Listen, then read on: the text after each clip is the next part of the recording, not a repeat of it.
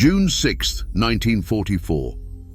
The Allies stormed the beaches of Normandy, igniting the largest amphibious invasion in history. But while the world's attention fixated on northern France, something ominous was brewing hundreds of kilometers to the south. Near Montauban, the 2nd SS Panzer Division, Das Reich, received its orders. This was no ordinary unit. Known for its brutality, Das Reich had earned its infamy on the Eastern Front. Now, it was tasked with moving north to reinforce German defenses and to crush any resistance along the way. Their mission was clear, but what followed would be far from ordinary. As the division marched, they left behind a trail of horror and destruction. Villages were burned, civilians were slaughtered, entire communities were wiped from existence. This wasn't just a military operation, it was a campaign of terror that forever etched the name Das Reich into the darkest chapters of history.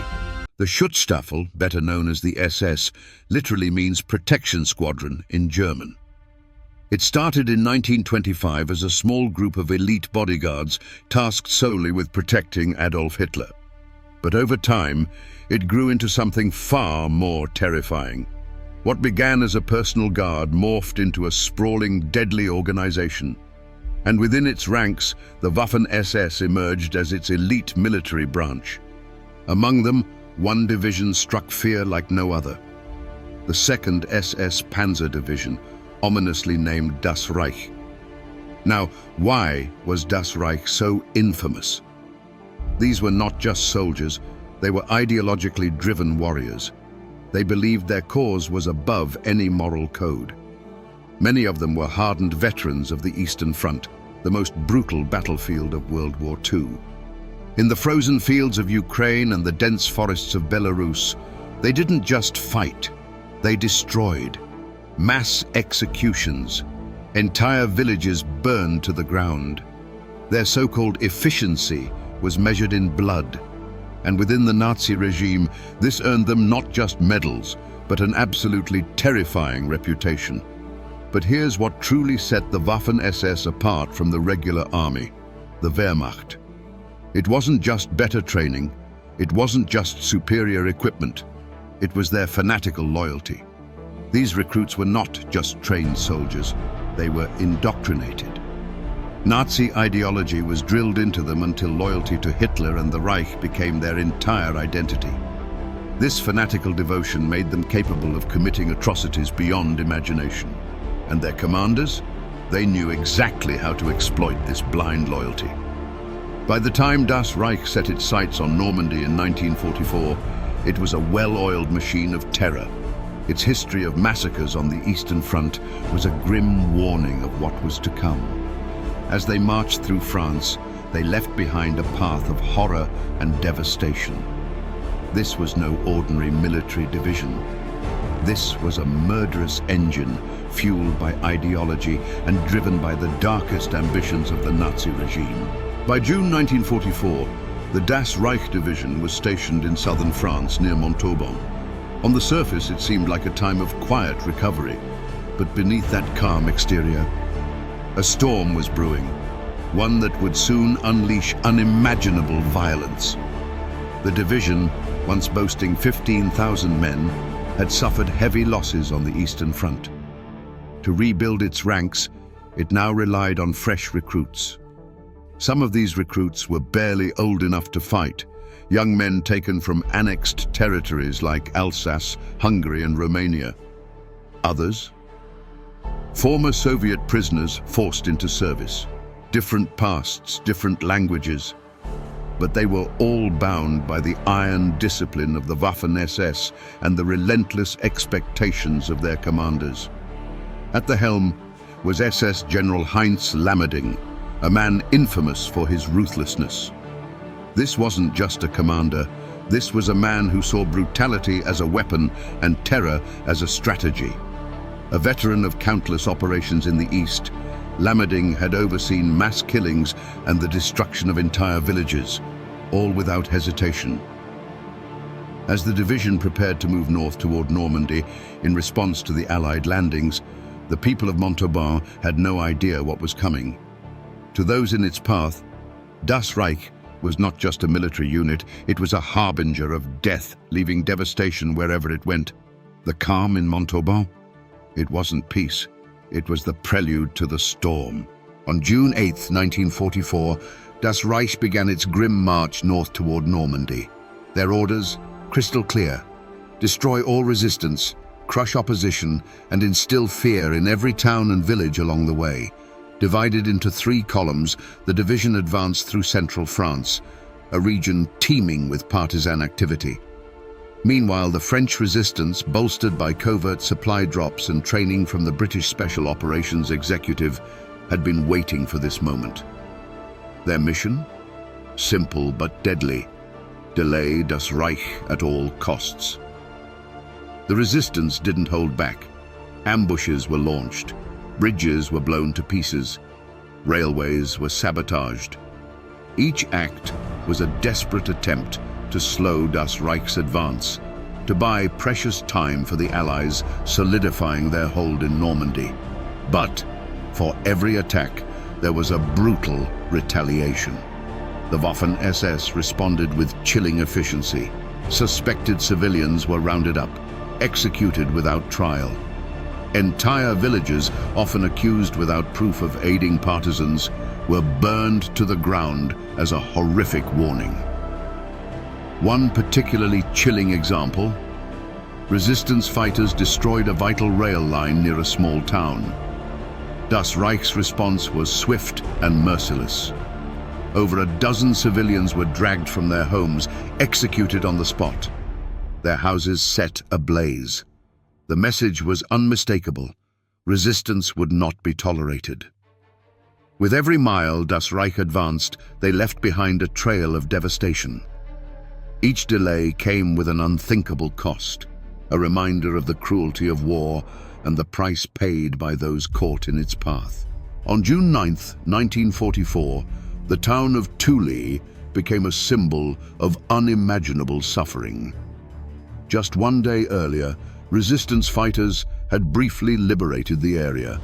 But their victory, tragically short-lived. When Das Reich arrived, armed to the teeth, the resistance stood no chance. Facing the overwhelming force of heavily armed SS troops, they retreated, leaving Tulle utterly defenseless. The next morning, the SS unleashed their brutal crackdown.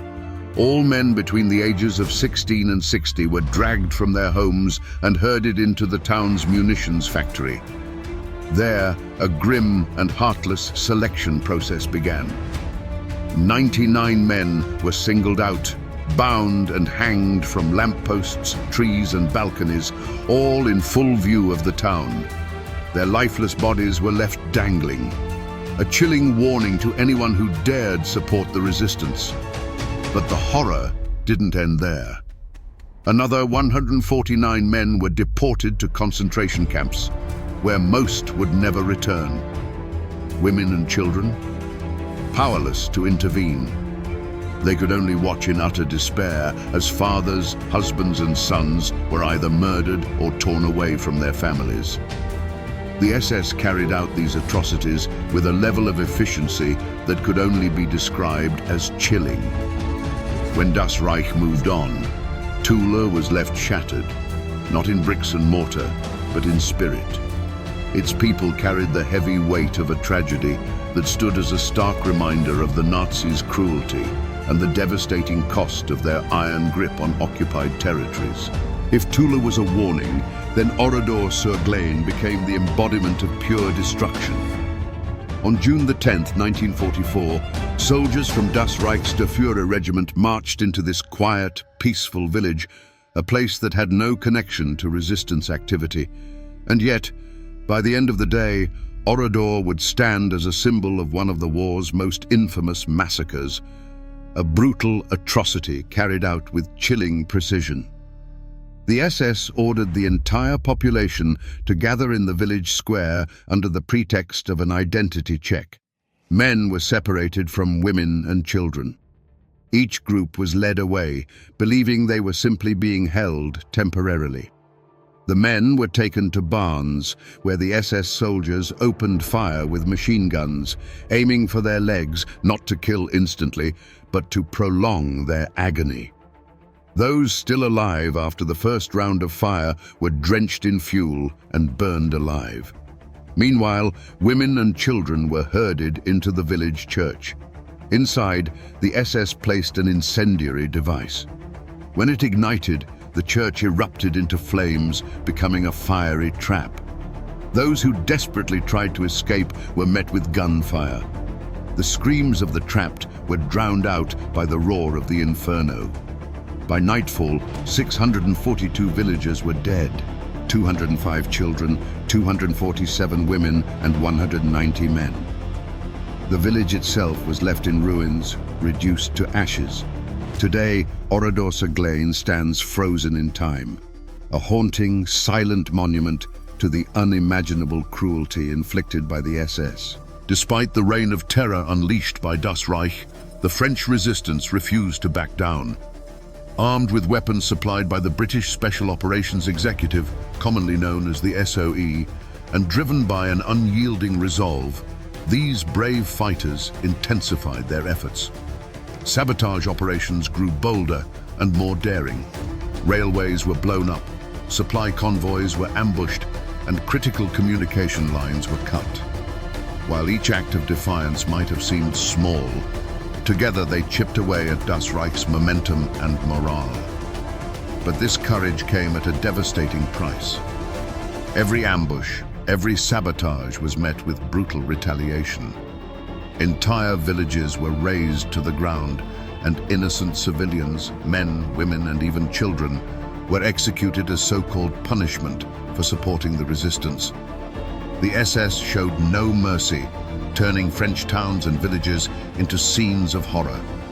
And yet, despite the mounting toll, the resistance fought on. For them, the stakes were clear. Every delay they caused gave the Allied forces in Normandy more time. Time to solidify their beachheads, time to organize their next moves. By the time Das Reich finally reached Normandy, the division was a shadow of its former self. Weeks of relentless resistance attacks had left it depleted, demoralized, and significantly delayed. What was meant to be a swift and dominating march had turned into a grueling ordeal. And that delay, while exacting an enormous human cost, proved crucial. It disrupted German defenses and allowed the momentum of D-Day to continue unimpeded. The devastation wrought by Das Reich left an indelible mark on France, both physically and emotionally. The atrocities at Tulle and Oradour-sur-Glane weren't just acts of violence. They became grim symbols of the brutality of the Nazi occupation. In the years after the war, France sought justice for these unspeakable crimes, but the path to accountability was anything but straightforward. At the center of this pursuit was Heinz Lammerding, the division's commander. He was sentenced to death in absentia by a French court, yet he never faced the gallows. Instead, Lammerding lived comfortably in post-war Germany, shielded by the complexities of Cold War politics and the loopholes in international law. Repeated efforts to extradite him were blocked, leaving the survivors and their families without the closure they deserved. For many, his escape from justice became a bitter reminder of the limits of post-war retribution. Other members of Das Reich met mixed fates. Some officers and soldiers were tried and convicted for their roles in the massacres, receiving sentences ranging from imprisonment to execution. Yet justice was far from complete. Many perpetrators slipped through the cracks, their crimes lost in the chaos of a fractured, war-torn Europe. Some returned to quiet lives, their dark roles buried in the shadows of history. Oradour-sur-Glane stands today as a chilling testament to these horrors. Instead of rebuilding, the village was preserved, a frozen memorial to the atrocities. Visitors walk its silent streets, passing burned-out cars and crumbling buildings, bearing witness to a tragedy that defies time. The empty homes, untouched since that fateful day, serve as a stark warning. an unforgettable reminder of humanity's capacity for both evil and resilience. The March of das Reich is a haunting reminder of humanity's capacity for both unspeakable cruelty and unyielding courage. Their path from Montauban to Normandy left scars of terror, but the resilience of the French resistance shone as a beacon of defiance. This isn't just history, it's a warning. What drives such horrors? And how do we ensure it never happens again? As we walk the silent ruins of Oradour-sur-Glane, we're reminded that remembering is not just honoring, it's a duty. What lessons do you take from this dark chapter? Share your thoughts, because only by facing the past can we hope to build a better future.